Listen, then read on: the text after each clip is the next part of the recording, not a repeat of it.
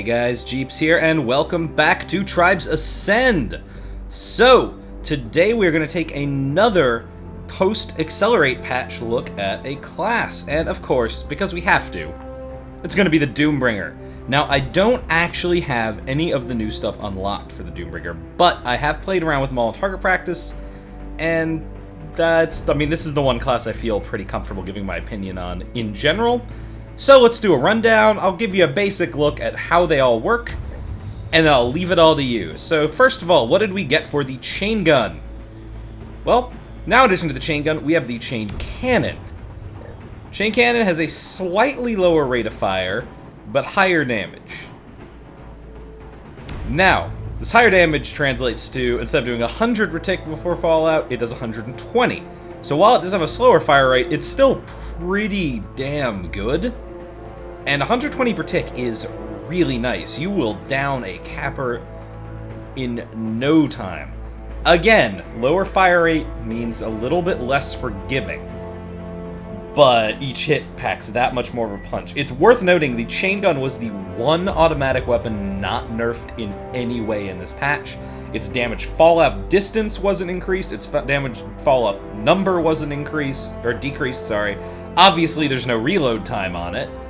Everything about it remained untouched, and the chain cannon is a straight modification of it. Again, much like with the soldier's options, I think this one's going to come down to personal preference. That said, I am looking forward to unlocking the chain cannon. Give it a real try. I do actually have enough gold to unlock it, but I'm going to wait with experience. I'll save this gold for now. Now, the more interesting thing the Doombringer got is its secondary weapon option. Because the Doombringer, as you all know, did not have a secondary option before. It only had the Saber Launcher. Now it has the Saber Launcher, and this new thing, the Titan Launcher. This is, as you can see, it's a more full-priced weapon, unlike all the other weapons in the Accelerate update. That is because it is a completely different thing than the Saber Launcher, outside of being a fact that it's a missile launcher. Whereas the Saber Launcher was a very high damage, but required a lock-on, and was kind of finicky. You guys know what it is. The Titan Launcher is a dumbfire straight-line missile launcher, does quite a lot less damage, but has a much bigger blast radius, and has a timing, or a timer on the explosion. After a certain distance, it detonates no matter what, which kind of makes it, I guess, like a flat cannon in some regards. As far as its anti-air capabilities, if you're using the chain gun or the chain cannon, it's still probably the better bet.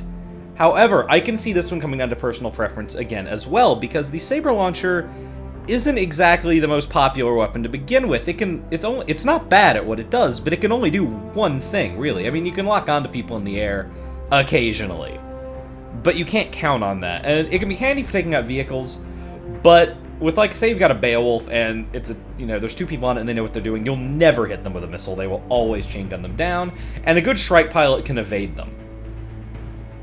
The Titan Launcher, while not being the most powerful weapon, and I could argue it's not even that great, it does give us another option that can be used all the time. It can be a decent dueling weapon up close if you really want to duel with an explosive. It does fire in a straight line, which is nice, kind of like a spin fuser. It does 750, I believe, on a direct hit, which is okay, and it's got a pretty big blast radius. So, all in all, not terrible, nothing special, but it gives us an option.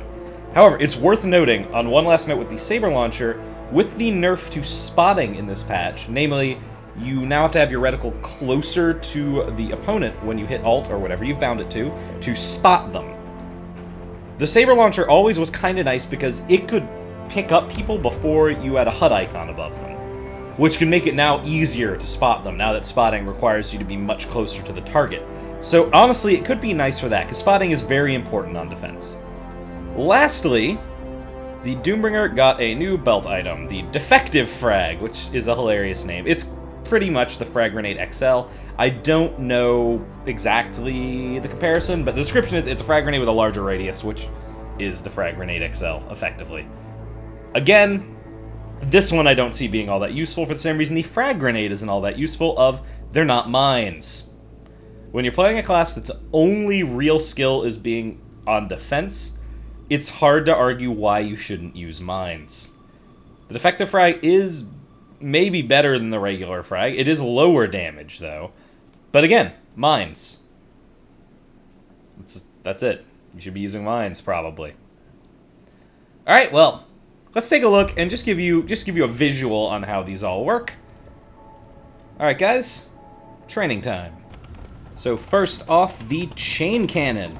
Just to test it out against this heavy here. As you can see, it shoots a little slower, but 120 per tick is pretty nice. Or, more likely, what you're going to be seeing more of is this. Because, you know, light. It is worth noting, however, that at full health, the chain cannon will actually kill. If you hit every single shot, the chain cannon will kill a full health Pathfinder slower than the chain gun. Both of them will take 9 hits to do so. At which point, the chain gun will be doing exactly 900 damage, the chain cannon will be doing 960, but the 8th hit will be only doing 840, which is still not enough to do it. So, against a full health capper, the chain gun is actually better if you hit with every single shot. However, against something not at full health, the chain gun's better. So, again, probably comes down to personal preference. For actually killing cappers, technically you can argue the chain gun is still better. Now, onto the one we all really want to see. The Titan Launcher. Now this is a completely new weapon. And whereas the Saber Launcher, you know, right now I'd be trying to target that guy way over there when he jumps up. Yeah, or one of them, yeah. Now I can do this. I can just fire these straight fire rockets, and as you can see, after a certain distance, they burst. Which gives it an anti-air component, but you can also just use it like this. As you can see, it does have a fairly large blast radius. But the damage is not spectacular. On a direct hit, 750, so I was off by 10. So it's not going to be winning any awards for just being the best direct fire explosive weapon, but to some, it's going to be a much nicer option than the largely useless Saber Launcher. Again, I acknowledge it is very good at the job it can do, but that job is fairly limited. Lastly, the short fuse frag, or not short fuse frag, the defective frag. That name is so weird.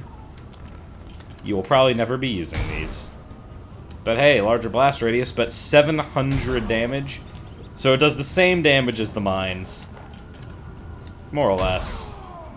But mines still just have more use. If you want to blast like that, hell, take Titan Launcher. Alright guys, I've been Jeeps. Hope this helps make your decision of how to Hoth a little easier. Like, subscribe, share this video with your friends. Hope to see you in-game. As always, feel free to friend me. I am AtnaShadow. That's it guys for now. I've been Jeeps. Talk to you guys later.